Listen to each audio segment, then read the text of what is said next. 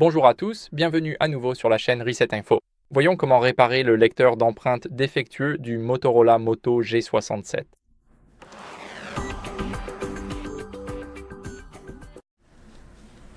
Comme vous pouvez le voir, laissez-moi rapidement verrouiller le téléphone et essayer de l'utiliser comme vous pouvez le constater.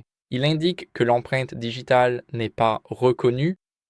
Donc, ce que nous voulons faire, c'est nettoyer le capteur d'empreinte digitale avec un chiffon doux.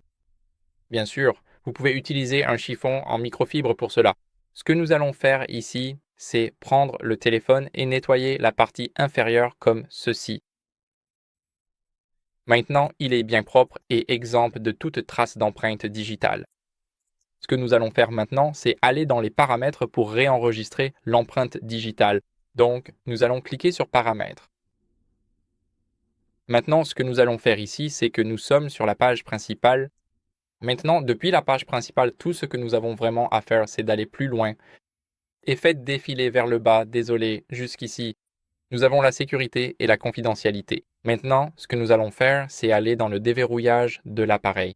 Et ici, déverrouillage par visage et empreinte digitale. Maintenant, nous avons l'empreinte digitale ajoutée, mais nous devons d'abord entrer le mot de passe. Nous avons l'empreinte digitale. Maintenant, nous pouvons la supprimer, effacer.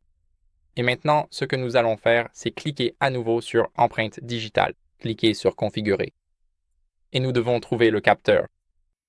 Maintenant, nous pouvons toucher et soulever, et ici nous avons la barre de progression. Alors, laissez-moi vous montrer comment ça se passe. Ça fait tout le tour du cadre juste ici. C'est donc un bon contour. Vous pouvez voir où ça se termine. Et la dernière. Maintenant, l'empreinte digitale a été ajoutée. Et ce que nous allons faire ensuite, c'est aller tester si cela fonctionne. Donc, ça fonctionne maintenant, mais qu'est-ce que vous pouvez faire? Si cela ne fonctionne pas pour vous, retirez le protège-écran.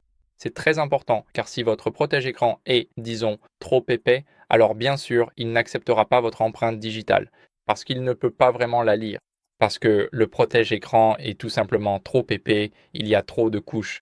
Au lieu d'être comme ceci, c'est comme cela. Et on ne veut surtout pas ça, alors assurez-vous de le retirer et voyez si cela fait une différence. Et en dernier recours ici, ce que vous devez faire, c'est quitter les paramètres de sécurité et de confidentialité. Et ici, allez dans Mises à jour du système. Vérifiez les mises à jour et assurez-vous d'être sur la dernière version. Comme moi, je suis sur la dernière version du logiciel et si ce n'est pas votre cas, je vous recommande de faire la mise à jour. Il est très important de rester à jour avec la dernière version du logiciel. Voilà, c'est tout pour cette vidéo. J'espère qu'elle vous a été utile. Si c'est le cas, alors laissez un like, un abonnement et un commentaire et on se retrouve dans la prochaine vidéo. Au revoir.